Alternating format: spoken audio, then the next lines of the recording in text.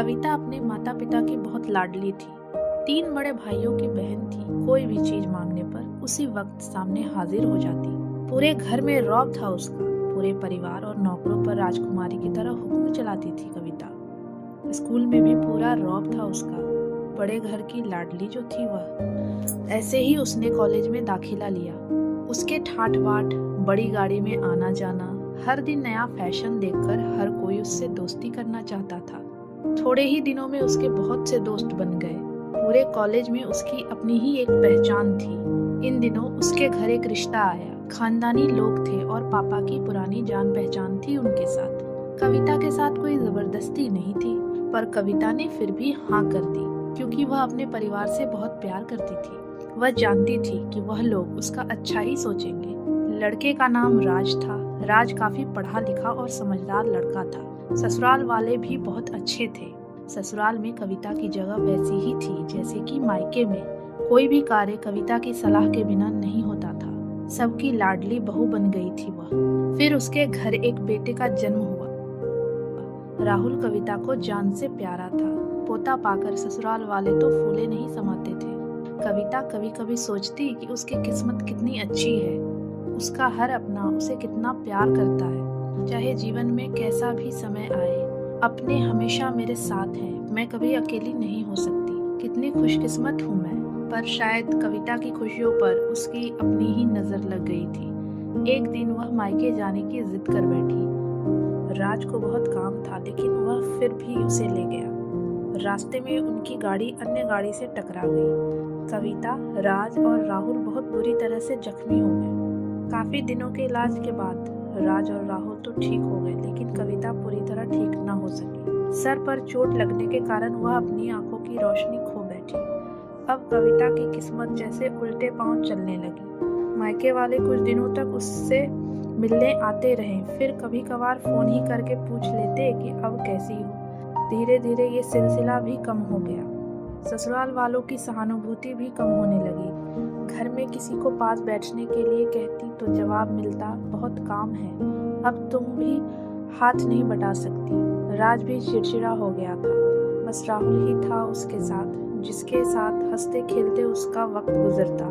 एक दिन कविता के हाथ से कुछ सामान गिर गया, जिसकी वजह से राहुल को हल्की सी चोट लग गई। कविता के सास ससुर ने राहुल को उससे अलग कर दिया कि कहीं उसके ना देखने की वजह से बच्चे का कोई नुकसान ना हो जाए। कविता अंदर से टूट चुकी थी। एक दिन उसने सबके सामने मायके जाने की इच्छा रखी तो राज उसे तुरंत मायके छोड़ आया, जैसे कि वह भी यही चाहता था। लेकिन राहुल को उसके साथ नहीं भेजा गया। कविता कभी राहुल से दूर नहीं रही थी, पर अपनी कमी के कारण उसने ज्यादा बहस नहीं की। कविता को लगा कि वह 3-4 दिन वहां रहेगी तो थोड़ा हवा पानी बदल जाएगा, क्योंकि वह कितने दिनों से कहीं भी बाहर नहीं गई थी। घर वाले भी इतने दिनों बाद उसे देखकर कितने खुश होंगे। कविता के घर पहुंचने पर सब लोग बहुत खुश हुए। खाने में सब कुछ कविता की पसंद का ही बना था। उसने अपने मम्मी पापा और भाई भाभीियों से दिल खोलकर बातें की। उनके छोटे छोटे बच्चे भी बुआ के साथ घुल मिल गए थे। रात को सोने के वक्त जब वह कपड़े बदलने लगी तो उसे पता चला कि उसका बैग तो बहुत भरा हुआ था। वह बहुत उदास हो गई। कुछ दिनों तक तो सब ठीक रहा, फिर जैसे सब बदलने लगा। सबका व्यवहार बदल रहा था। वह लोग जैसे थक चुके थे उससे। सब लोग घुमा फिराकर पूछने लगे कि राज कब आ रहा है उसे ले जाने। वह बहाना बना देती, जबकि वह जानती थी कि उस घर में अब उसके लिए कोई जगह नहीं। कविता से चलते वक्त कुछ न कुछ नुकसान हो जाता। थोड़ी बहुत टोका टाकी उसे सुनाई देती, वह टाल देती। एक दिन उसके हाथ से लगकर एक कीमती फूलदान टूट गया। छोटी भाभी ने बहुत हंगामा मचाया। कविता के माता पिता रोज रोज के झमेले से तंग आ गए थे।